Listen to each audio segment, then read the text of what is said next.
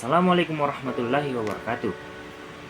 Perkenalkan, nama saya Muhammad Kifli Yusuf dan saya dari kelompok 5. Pada kali ini kami akan membahas tentang kebijakan pemberdayaan di negara lain, yaitu negara yang kami tuju adalah negara India, dan membandingkannya dengan kebijakan pemberdayaan dari negara Indonesia. Jadi kali ini kita akan membahas tentang kebijakan pemberdayaan, yaitu kebijakan penting yang menjadi bagian dari pembangunan sosial dan ekonomi di berbagai negara, termasuk Indonesia dan India. Kebijakan pemberdayaan tidak hanya tentang memberikan bantuan, tetapi lebih dari itu. Kebijakan ini bertujuan untuk meningkatkan kapasitas individu dan komunitas agar mereka mampu mengakses sumber daya, mengambil keputusan sendiri, dan aktif berpartisipasi dalam proses pembangunan. Melalui pemberdayaan masyarakat diharapkan tidak bergantung pada bantuan semata, tetapi bisa berdiri di atas kaki sendiri.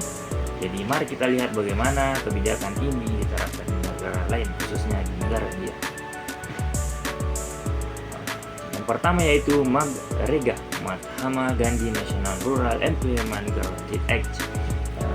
India punya satu kebijakan luar biasa yang dikenal dengan nama MGNREGA atau Mahatma Gandhi National Rural Employment Guarantee Act. Program ini pertama kali diluncurkan pada tahun 2005 dan menjadi salah satu bentuk komitmen pemerintah India dalam mengurangi kemiskinan di desa.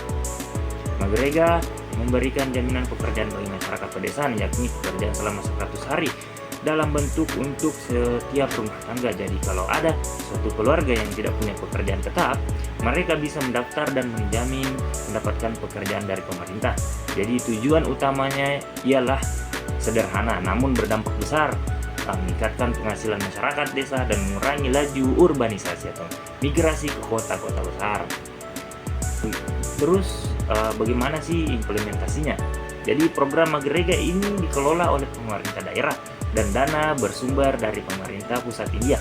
Pekerjaan yang ditawarkan bukan sembarangan, melainkan pekerjaan padat karya yang langsung menyentuh kebutuhan masyarakat seperti pembangunan jalan desa, saluran irigasi, dan fasilitas umum lainnya. Dampaknya cukup besar. Program ini telah terbukti meningkatkan pendapatan rumah tangga di desa dan meningkatkan angka migrasi ke kota. Dan menekan angka migrasi ke kota. Namun tentu saja setiap kebijakan pasti punya tantangan. Masalah seperti korupsi, rendahnya kesadaran masyarakat terhadap mereka, hingga birokrasi yang berbelit-belit kadang menjadi penghambat efektivitas program ini. Selain MGNREGA, India juga memberikan perhatian besar terhadap pemberdayaan perempuan. Salah satunya melalui program Beti Bachao, Beti Padhao, yang artinya selamatkan anak perempuan, didik anak perempuan. Program ini menyasar dua isu penting yang kerap terjadi di masyarakat India, yaitu rendahnya pendidikan perempuan dan tingginya angka diskriminasi gender.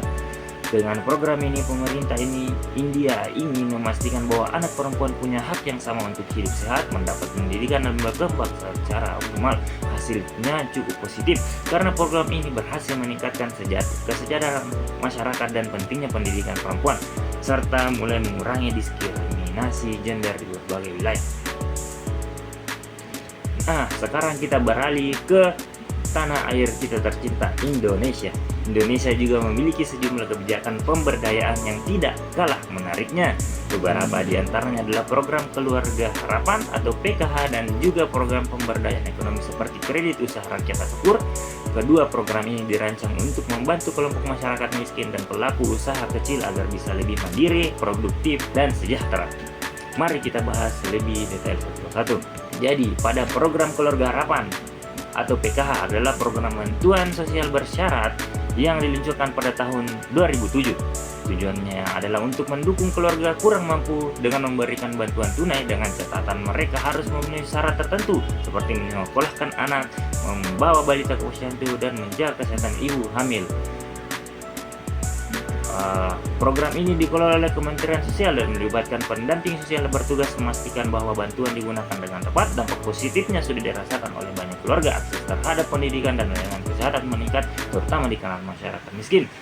Namun tetap ada tantangan seperti masalah dalam pendistribusian bantuan dan ketidakmerataan akses di daerah-daerah terpencil. Selain PKH, Indonesia juga memiliki program pemberdayaan ekonomi. Salah satunya adalah kredit usaha rakyat atau KUR. KUR memberikan akses pembiayaan kepada pelaku usaha mikro, kecil, dan menengah. atau yang dikenal sebagai UMKM. Tujuan utama adalah untuk membantu mereka mengembangkan usaha, menciptakan lapangan kerja, dan mendorong pertumbuhan ekonomi dari bawah. Program ini telah membantu banyak pelaku usaha, terutama dalam memperluas pasar dan meningkatkan produksi. Namun, tantangan tetap ada, khususnya dalam hal literasi keuangan dan aksesibilitas, terutama bagi masyarakat yang tinggal di daerah pedalaman atau belum terbiasa dengan layanan keuangan formal.